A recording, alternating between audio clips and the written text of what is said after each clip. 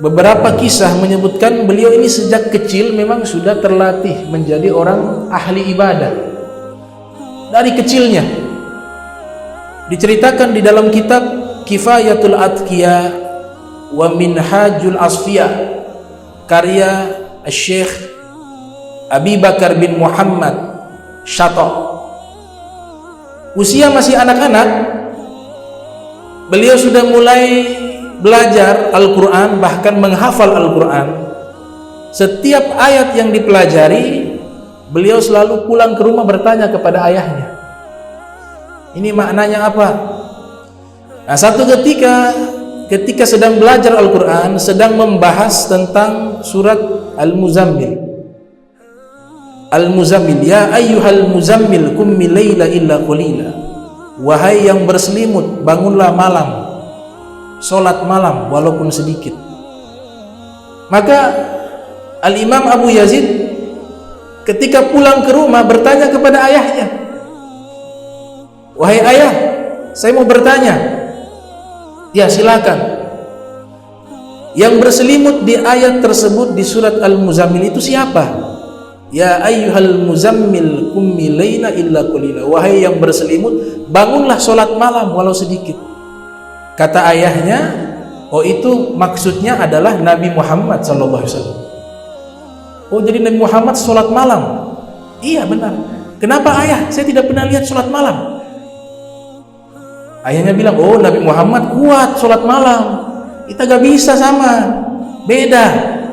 Kata ayahnya demikian. Jadi ayahnya ini awalnya jarang, bahkan tidak pernah salat malam, salat tahajud. Abu Yazid kembali belajar lagi besok harinya.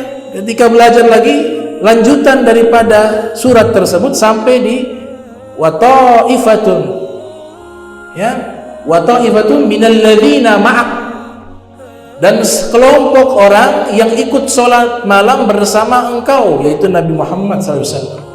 Pulang lagi ke rumah, wahai ayah, ini lanjutan dari ayat yang pernah saya tanyakan.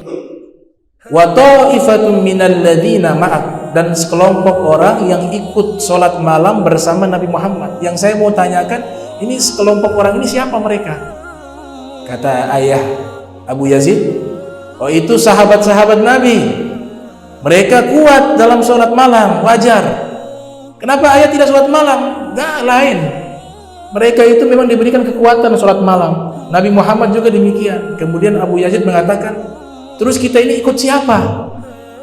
Kalau Nabi Muhammad sholat malam, sahabat juga sholat malam, kemudian kita tidak sholat malam, terus kita ikut siapa?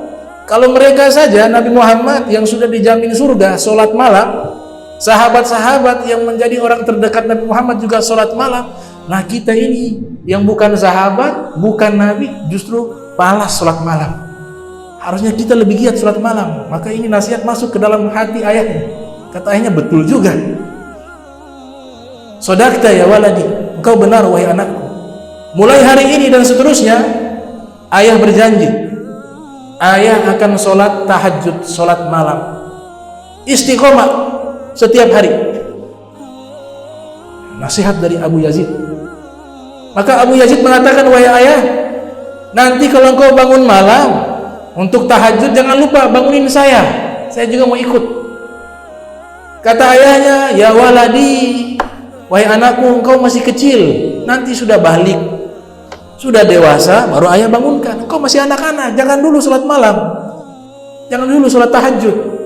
Maka Abu Yazid mengatakan, kalau begitu nanti di hari kiamat saya akan mengadu kepada Allah. Saya akan mengatakan, ya Allah, ini ayah saya ketika saya ingin sholat malam, dia larang. Dia tidak mau ajarkan saya sholat tahajud, sholat malam. Nanti saya mengadu di hadapan Allah di hari kiamat. Katanya, ya kalau itu jangan, sementara malam kita bangun sama-sama. Subhanallah, itu masih anak-anak. Akhirnya mulai hari itu sampai beliau meninggal dunia, tidak pernah meninggalkan sholat tahajud. Al-Imam Abu Yazid Al-Bistami rahimahullah.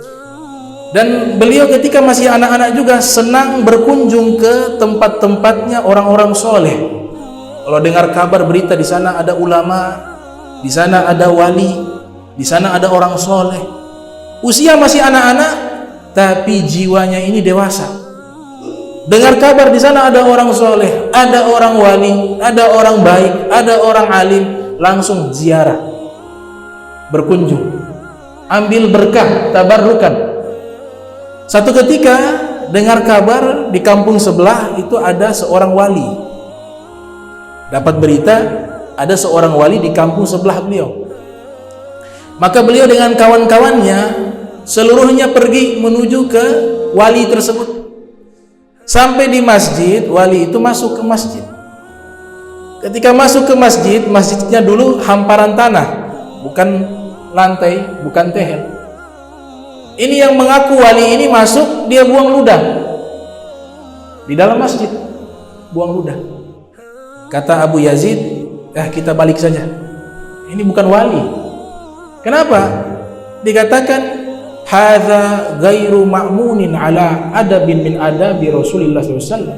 Fa kaifa yakunu ma'munan ala ma yad'ih? Sama adab-adab yang diajarkan oleh Nabi Muhammad saja dia tidak bisa dipercaya. Bagaimana kok dia bisa dikatakan wali kalau adab-adab Nabi Muhammad saja dia tidak lakukan? Karena di dalam masjid itu Nabi melarang membuang ludah. Nah, ini mengaku wali, masuk masjid buang ludah. Kalau adab Nabi saja tidak dia lakukan, bagaimana mungkin dia bisa menjadi seorang wali? Itu kata Abu Yazid ketika masih anak-anak.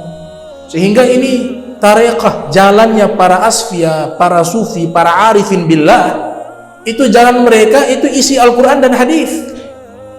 Amalan Nabi Muhammad SAW. Al-Imam Junaid Al-Baghdadi mengatakan, tariqatuna mukhayyadun bil kitabi wa sunnah. Disebutkan dalam kitab Hilyatul Auliya, tarekat kami adalah Al-Quran dan Sunnah. Kullu turuq masdudah illa ala man iktafa athar Rasulullah SAW. Seluruh jalan kebaikan tertutup kecuali jalan yang dimana telah ditapaki oleh Rasulullah SAW. Itulah jalan yang kami lalui, kata Al-Imam Junaid Al-Baghdadi rahimahumullah. Disebutkan di dalam kitab Nawadir oleh Syekh Ahmad Al-Qalyubi.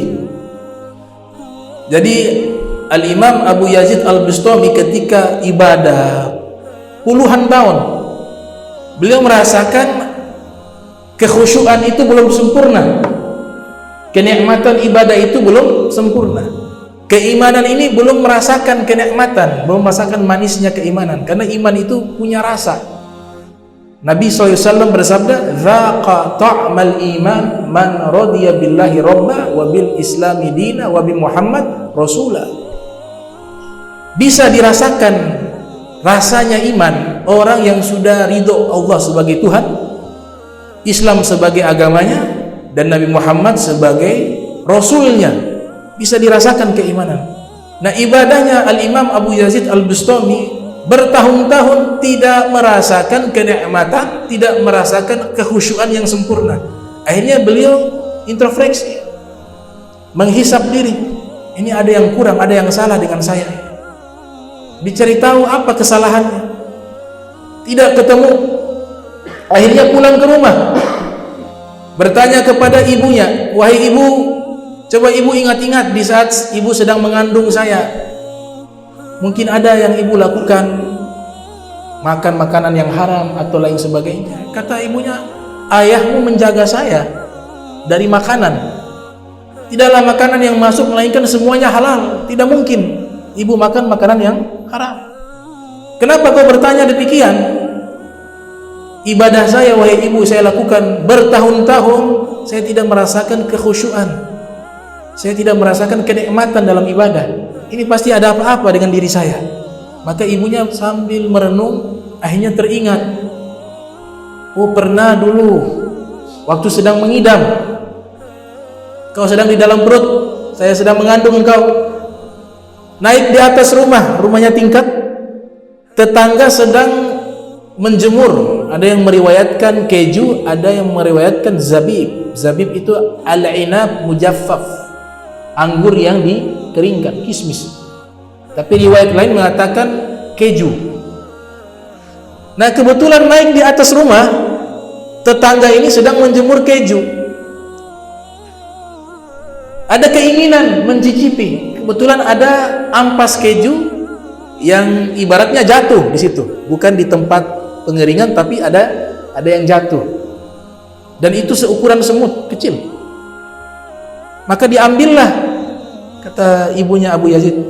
Maka ibu mengambil itu yang sedikit seukuran semut dan makan. Kata Abu Yazid, nah ini sudah dapat jawabannya, wahai ibu. Ibadah saya terganggu, tidak sempurna khusyuknya, kenikmatan ibadahnya tidak dirasakan. Ini karena sebab makanan itu, wahai ibu, yang pernah kau makan di saat saya di dalam perutmu. Sekarang kita pergi ke rumah tetangga kita minta halal keju yang pernah dimakan oleh ibu. Maka mereka datang ke rumah tetangganya, kemudian meminta halal. Kata tetangganya, apa? Kalian minta halal apa? Dikatakan keju yang dahulu seukuran semut kau jemur di atas rumahmu itu, saya makan sedikit tanpa izin. Sudah dihalalkan. Kalau gitu saya halalkan. Ketika dihalalkan, maka Abu Yazid Al-Bustami ibadahnya khusyuk.